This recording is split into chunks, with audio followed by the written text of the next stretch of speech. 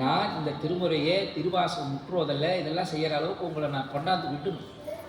எனக்கு அதுதான் இறைவனிட்ட பணி. நீங்கள் இங்கே சிறப்பாக செய்தீங்கன்னா யாருப்பா இங்கே நல்லா பண்ணுறாங்களே அப்படின்னா தாரமங்கலத்துலேருந்து அவன் கார்த்திகேயன் பூபாலனையா வந்தார். அவருடைய சொல்லி கொடுத்தாரு, நாங்கள் பாடிட்டுருக்குறோம் அப்படின்னு அதை அடுத்த தலைமுறைக்கு கொண்டு போய் சேர்த்தோம். என் குருநாதர் எனக்கு சொல்லிக் கொடுப்பார். ஒருத்தருக்கு நாங்கள் சொல்லிக் கொடுக்கும்போதே சில பேர் என்ன பண்ணுவாங்கன்னா சில விஷயத்தை சொல்ல மாட்டாங்க. நம்ம கடைக்கு எதிர்கடை போட்டால் நமக்கு தானே லாஸ் இல்லையா? நம்ம ஒரு கடை வச்சுருக்கிறோம், நம்ம கூட வேலை செஞ்சுக்கிட்டு இருந்தோம், நமக்கு ஒரு எதிர்கடை போட்டுட்டா யாருக்கு லாஸ்னால் நமக்கு தானே லாஸ் அப்படின்னு. ஆனால் நம்ம அப்படி இருக்கக்கூடாது. அவர் வளர்ந்து வராருன்னா அவர் இங்கே வரும்போது நீ இன்னும் கொஞ்சம் உன்னை தகுதியை வளர்த்து, அவர் வரும்போது நீ இன்னும் உன்னுடைய தகுதியை வளர்த்து. அதுதான் ஒவ்வொருத்தருக்கும் தேவையை தவிர இன்னொருத்தரை பார்த்து அதுவும் நாம் பெற்ற பிள்ளையை கண்டு நாமே பொறாமை கொள்வோமா? அதுபோல் நம்முடைய மாணவர்கள் திறன்பட செயல்படுறாருன்னா அப்படின்னா நாம் அதை வந்து மகிழ்ச்சி அடையும், கழிப்பு எய்தல் அப்படின்னு சொல்லுவாங்க. அதனால் எண்ணிக்கையை பற்றியெல்லாம் அது ஏன் இந்த வார்த்தையை நான் திரும்ப திரும்ப சொல்கிறேன் அப்படின்னா முருகன் ஐயாவுக்காக தான் சொல்கிறேன். ஆமாம், ஒரு விழாவை எடுத்து செய்கிறது, ஒரு நிகழ்வை எடுத்து செய்கிறது, அவங்க உழைக்க தயாராக இருக்காங்க. அதுக்கு உறுதுணையாக இல்லையே அப்படிங்கும்போது தான் அவங்களுடைய மனம் வருத்தப்படும். நம்ம இவ்வளோ உழைப்பை போட்டு இவ்வளோ தூரம் சொல்கிறோம், இதுக்கு யாரும் இவ்வளோ உழைப்பு நம்ம கூப்பிட்றோம், வரத்தான சொல்கிறோம். ஒரு மணி நேரத்தை உங்கள் எனக்கு திருமுறைக்காகத்தாங்க, எனக்காக இருக்கு. 1 மணி நேரத்தை திருமுறைக்காகத்தாங்க, இறைவனுக்காகத்தாங்க அப்படின்னு தானே கேட்குறோம். எங்கள் வீட்டில் ஒரு வேலை இருக்குது, எங்கள் வீட்டு வேலையை வந்து பண்ணி கொடுத்துட்டு போங்க. எல்லாரும் எப்படி கோயிலுக்கு நம்மளாம் வந்து உழவாரம் செய்கிறோம் இல்லை, அது மாதிரி எங்கள் வீட்லேயும் வந்து கொஞ்சம் நேரம் பண்ணி கொடுத்துட்டு போங்களேன் அப்படின்னு கேட்டால் அதில் தவறு உண்டு. நீங்கள் திருமுறையை கற்றுக்காங்க, இறைவனுக்கு பாடுங்கன்னு தானே கேட்குறோம். இதுக்கு கூட முன்ன வரலையே அப்படிங்கிற ஒரு ஆதங்கம் எந்த ஒரு நல்ல ஆத்மாவுக்கும் இருந்தே இருக்கு. அதனால் அது தேவையில்லை அப்படின்னு ஒருவராயும் அந்த எப்படி மதுரையில் சொல்லுவார் இல்லையா, மங்கையர்க்கரசி அன்னையுடன் ஒரு குலச்சிறையார், ஒருவராய் வரணும் தனியராய் வரையணும் அப்படின்னு அவருடைய தன்மை மாறாது. ஒருத்தர் வந்தாலும் எப்படி அவரை உபசரிக்கிறாரோ அது பல பேர் வந்தாலும் ஒருத்தர் எப்படி உபசாரம் செய்தார் அப்படியே பல பேரை பண்ணுவார். ஆமாம், குலச்சிறை நாயனர். அதனால் இங்கே ஒருத்தராக வந்தாலும் பலராக வந்தாலும் நாம் நம்முடைய திருமுறை அந்த பயிற்சி அப்படிங்கிறத நாம் செம்மையாகத்தான் செய்யணும். அதனால் அதில் எந்த இப்போ நீங்கள் இவ்வளோ பேர் வந்திருக்கீங்க, இவ்வளோ பேர் நீங்கள் வந்து இந்த திருமுறையை உங்களால் முடிஞ்ச வரையும் நீங்கள் பாடுங்க. எதற்காக பாடணும் அப்படின்னு ஒரு கேள்வி இருக்கு இல்லையா? எதற்காகங்க பாடணும் அப்படின்னு நான் சொல்ல வேண்டியதில்லை. நீங்கள் சைவ சித்தாந்த வகுப்புகளாக போயிருக்கலாம். இருந்தாலும் என்னுடைய வகுப்பு இது அப்படிங்கிறதுனால சில விஷயங்கள் நான் சொல்லித்தான் ஆகும். இந்த திருமுறையை செய்யாததை எந்த முறைகளாலும் செய்ய முடியாது. இந்த திருமுறையை என்ன இது ஒரு பாட்டு தானே பாடுறோம் அப்படின்னு நினைக்க போகிறோம். இது மகா மந்திரம், இறைவனுடைய அருளை நமக்கு எளிமையாக கொண்டு வந்து சேர்க்கிறது. இறைவன்கிட்ட போய் நீங்கள் என்னன்னு கேட்கணும்.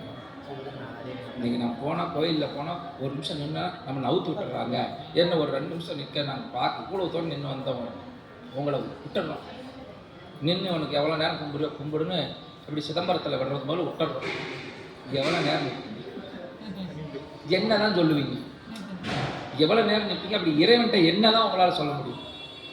என்னை நல்லா வச்சு, என் குழந்தைய நல்லா வச்சு, என் குழந்தைக்கு நல்ல கல்வியை கொடு, என்னுடைய குடும்பத்தை காப்பாற்று.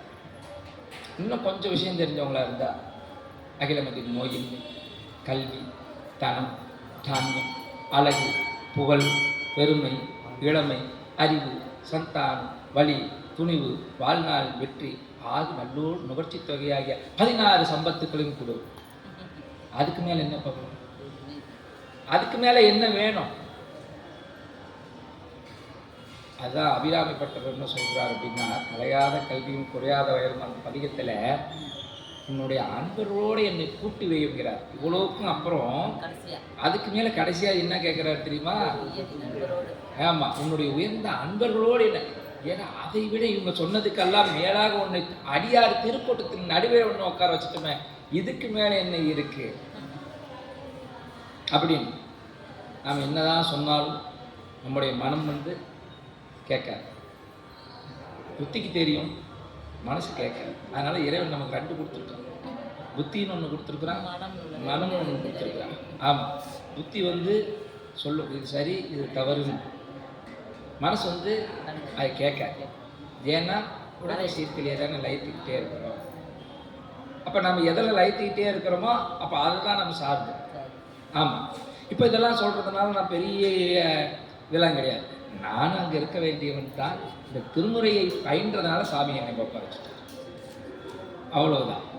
நம்ம இவ்வளோ சொல்கிறதுனால ஒருவேளை ஐயா ரொம்ப இதெல்லாம் பற்றி இல்லாமல் அவர் ரொம்ப அந்த ஞான நிலைக்கு தகுந்த மாதிரி எல்லா பற்றுகளையும் விட்டு விட்டார் போல இருக்குது அப்படின்னு நினச்சிக்கிட்டா அப்படிலாம் இருக்காது. ஆனால் அப்படி இருக்கணும்னு எனக்கு ஒரு ஆசை. அதனால தான் நான் இதெல்லாம் சொல்கிறேன். இல்லைன்னா நான் சொல்ல வேண்டிய இதெல்லாம் சொல்லக்கூடாது. நான் வேறு மாதிரி சொல்லிக்கிட்டேன். குருநாதர் நல்லா கவனிங்க. குருநாதர் நீங்கள் நல்லா கவனித்த வரையும் தான் உங்கள் வாழ்க்கை செழிக்கும். இறைவனை கவனிக்கிறீங்களோ இல்லையோ, குருநாதரை கவனிக்கணும். ஏன்னு கேட்டோம்னா, சிவபெருமான் விட்ட சாபத்தை குருநாதனால் தீர்க்க முடியும். குருநாதன் விட்ட சாபத்தை சிவபெருமானால் கூட தீர்க்க முடியாது. அதனால் குருநாதனை கவனிங்க அப்படின்னு சொன்னோம்னு வச்சுக்காங்க, கொஞ்சம் பயந்துக்கிட்டாவது. ஏன் என்ன சொல்கிறேன்னா, இது இல்லை, அதுதான் நான் யார், என் உள்ளமா, ஞானங்கள் யார், என்னை யார் அறிவார் அப்படின்னா யார் அறிவார்? உள்ள இருக்கிறவன். என்னை அறிவதற்குன்னு எனக்கே தெரியாமல் உள்ள ஒருத்தர் இருக்கிறான், அவன் அறிந்து கொண்டு தான் இருக்கிறான். நான் பொய்ய சொல்கிறேன்னா மெய்ய சொல்கிறேன்னா அப்படின்னு அவனுக்கு தெரியும். அது இங்கே ஆலயத்தில் உட்காந்துக்கிட்டு அவனுடைய ஆலயத்திலேயே உட்காந்து கருணையே வடிவமான தெய்வம், நஞ்சுண்ட பெரும் இல்லையா, உலகம் நல்லா இருக்கணும் அப்படின்னு கண்டான் பாதம் கையால் கூடவே உண்டான் நஞ்சை உலகம் உரியவே. இந்த உலகம் உய்வடைவதற்காகவே நஞ்சை அருந்திய ஒரு பெருமான் உண்டுன்னா, கருணை தெய்வம் ஒன்று உண்டுன்னா அது யார் அப்படின்னு சொன்னா எம்பெருமானை தவிர வேற யார் இருக்க முடியும்? அதனாலதான் சிவபெருமானை அப்படி நாம் கொண்டாடுறோம். வேற காரணம் இல்லை. தாயை விட தாய் கூட ஒரு குழந்தை ஒரு குறும்பு செய்கிற குழந்தையாவோ இல்லை இதாயிட்டவோ கொஞ்ச காலம் செய்ய சலிச்சு. ஆனால் நம்ம எவ்வளவுதான் இறைவன் நமக்கு படிப்பணியை கொடுத்தாலும் நான் இப்படியே தான் இருப்பேனே தவிர கொஞ்சம் கூட என்னை மாற்றிக்க மாட்டேன்னு நாமளும் பிறவி எடுத்துக்கிட்டே இருக்கிற அவன் கொஞ்சம் கூட சலிக்காமல் அவன் நமக்கு அப்படியே நமக்கு கருணை செஞ்சுக்கிட்டே இருக்கிறான். தாயின் தயாவான தத்துவம் அப்படின்னு அப்பேற்பட்ட அந்த பெருமானை நமக்கு கிடைச்சிருக்கிற ஒரு வாய்ப்பு இந்த திருமுறைகள் தான். நான் சென்ற வகுப்புலேயே சொன்னேன், உங்களுக்கு ஞாபகம் இருக்கா இல்லையே தெரியல, எல்லா உயிரினங்களுக்கும் இல்லாத தனிச்சிறப்பு நமக்கு தான் இருக்கு. பேசுகின்ற ஆற்றல், பாடுகின்ற திறன் இறைவன் நான் கொடுத்துருக்கிறான். வேறு விலங்குகளால் பேச முடியுமா? மாட்டுக்கு இவ்வளோ வாய் இருக்க போய் பேச முடியுமா? முதலைக்கு அதை விட பெரிய வாயை இருக்க பேச முடியுமா? ஆனால் நமக்கு இறைவன் வாயை கொடுத்தார். குரலுக்கும் நமக்காட்ட வாய் இருக்கு, அதாலையும் பேச முடியாது. ஆனால் இறைவன் நமக்கு வாக்கை கொடுத்தார். வாழ்த்த வாயும் மடநெஞ்சும் தாழ்த்த சென்னும். சிவபெருமானை கண்டதும் நம்முடைய சென்னியை தாழ்த்தணும். தாழ்த்த சென்னியும் தந்த தலைவனை சூழ்த்த மா மலர் தூவி துதியாதே வீழ்த்தவா வினையே நெடுங்கால. நான் யார்? வினையே என்கிட்ட எனக்கு சொத்தா எவ்வளவு என்ன கிடைக்கும் அப்படின்னு சொன்னா, என்னுடைய வினைகள் மூட்டையை பார்த்தீங்கன்னா அப்படியே அசந்து போயிடுங்க, அவ்வளவு வச்சிருக்கேன் அப்படிங்கிற. சூழ்த்தம்மா மலர் கொண்டு. அப்ப நம்ம கோயிலுக்கு வரும்போதே மலர் கையில கொண்டு வரணும். எவ்வளவு கொண்டாடுங்க? 1 கிலோவா 1.5 கிலோவா? இந்த வீட்டில் இருக்கிற மலர்கள் அதை பறிச்சுட்டு வரும். இது கொண்டாந்து கொடுக்குற சிறப்பு, கட்டி போட்டு பெருமாளுக்கு அலங்காரம் பண்ணி அடுக்கடுக்கா போடுற சிறப்பு. அதை விட நாமளே சென்று மலர்களை பறித்து கொண்டு வருவது 10 புஷ்பமாக இருந்தால் கொடுப்போம், பறித்து கொண்டு வருவது அதை விட சிறப்பு. அதனால இறைவனை நாம் எப்படி, நமக்கு இறைவன் கொடுத்த அந்த வாய்ப்பு எது அப்படின்னு சொன்னால், நமக்கு வாக்கை இறைவன் கொடுத்துருக்கிறான். அதனால அவனை என்ன பண்ணும்? வாயே வாழ்த்து கண்டாய் அப்படின்னாரு. வாயே வாழ்த்து கண்டாய் மதை யானை உரி போர்த்து பெய்வால் காட்டகத்து ஆடும் தின்னை வாயே வாழ்த்து கண்டாய். அப்ப நமக்கு இறைவன் எதுக்கு